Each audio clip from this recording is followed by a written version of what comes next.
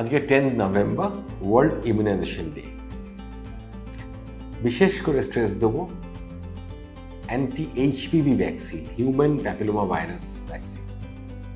আমরা জানি যে ক্যান্সার সবসময় ভয়ানক, সেটাকে যদি প্রিভেন্ট করা যায় তাহলে সেটা একটা বড় পদক্ষেপ।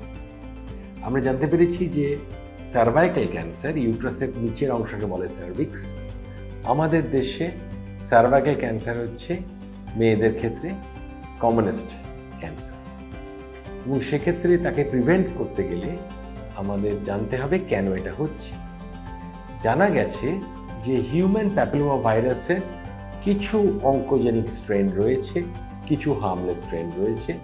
যেগুলো অঙ্কোজেনিক স্ট্রেন তারা কিন্তু সার্ভিক্সে কিছু পরিবর্তন আনে, অনেকটা বছর ধরে আনে, এবং সেখানে তার আলটিমেটলি সার্ভাইকাল ক্যান্সার কিছু ক্ষেত্রে পরিণত হয়।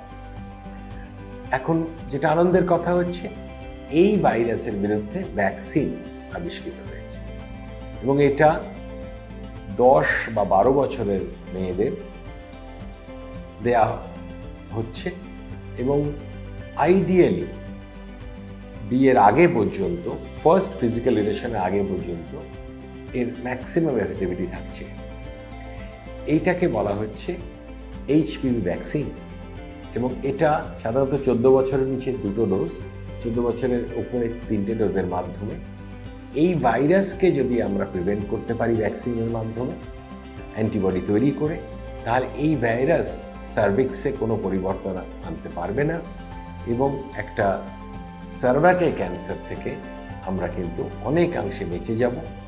এবং এইটা নিলে এখনও অবধি আমাদের কাছে যা রিসার্চে প্রমাণিত যে একবার এই 3টে ডোজ নিলে কিন্তু লাইফ লং প্রোটেকশন পাওয়া যাচ্ছে এগেন্স্ট সার্ভাইকাল ক্যান্সার।